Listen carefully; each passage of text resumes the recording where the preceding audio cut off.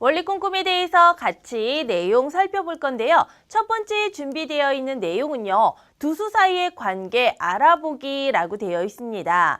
자, 두 수 사이에는 어떤 관계가 있는지 우리가 살펴볼 건데요. 자, 여기서 관계라고 하는 것은요. 자, 이 하나의 수가 주어져 있을 때 얼마만큼의 수를 더했는지 또는 얼마만큼의 수를 뺐는지 또는 얼마만큼의 수를 곱했는지 얼마만큼의 수를 나눴는지 이것을 보고선 두 수 사이에 관계가 있다라고 얘기를 할 수가 있어요. 자, 그런데 이 관계는요. 일정하게 관계가 딱 맞아 떨어집니다. 어떻게 맞아떨어지냐고요? 자, 다음을 한번 살펴보도록 할게요. 자, 자른 횟수와 색테이프 도마개 수 사이의 관계라고 준비되어 있습니다. 자, 지금 하나의 색테이프를 먼저 준비할게요. 자, 색테이프를 하나 준비한 다음에 그 색테이프를 한 번 잘라보도록 할게요. 자, 한 번 자르게 되면은요. 하나의 색테이프는 한 번 잘랐기 때문에 하나, 둘, 색테이프가 두 개가 됩니다. 그죠? 자, 이번에는요, 어떻게 할 거냐면은요. 자, 하나의 색테이프가 있는데요. 자, 이 색테이프를요, 두 번 잘라보도록 할게요. 그러면 한 번 자르고 두 번 잘라야 되겠죠. 자, 이렇게 두 번 자르게 되면 색테이프의 수는 하나, 둘, 셋, 세 개가 됩니다.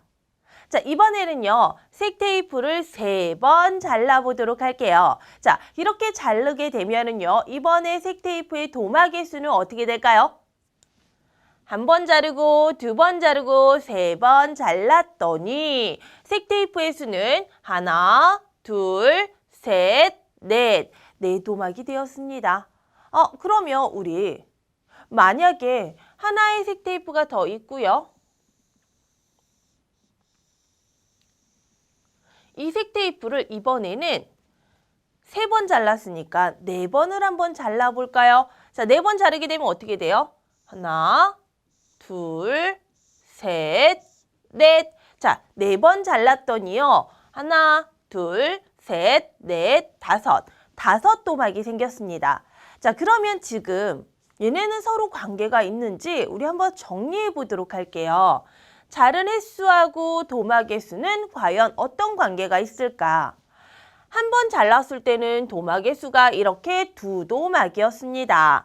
자, 두 번 잘랐을 때는 도마개 수가 세 도막이 되었고요. 자, 세 번 잘랐을 때는 네 도막이 되었습니다. 네 번 잘랐을 때는 다섯 도막이 되었고요. 그 다음 다섯 번 잘랐을 때는 여섯 도막이 되었대요. 여섯 번 잘랐을 때는 일곱 도막인 것을 알 수가 있습니다. 자, 그래서 수를 각각 살펴보았더니 한 번일 때는 도마개 수가 2였어요. 그러니까 1보다는 1 큰 수가 바로 2가 되는 거죠. 자, 두 번 잘랐을 때는 도마개 수가 세 도막이 되었어요. 역시 2보다 1 큰 수가 됩니다.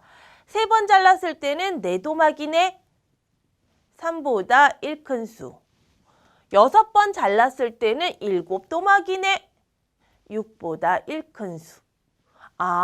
그래서 우리가 알 수 있는 내용은 뭐냐면요. 도마개 수는요. 자른 횟수보다 1만큼 크구나라는 것을 알 수가 있는 거예요.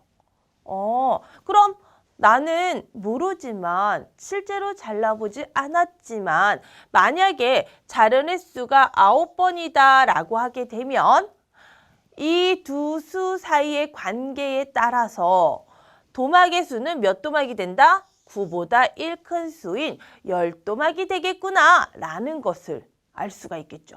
그렇죠? 그러면 거꾸로 한번 생각해 보면 어떻게 될까요?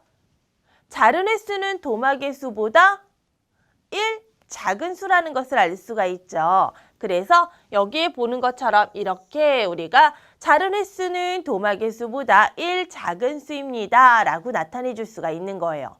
그러면 자른 횟수가 한 번 늘어나게 되면 색테이프의 수는 한 도막 늘어나게 됩니다.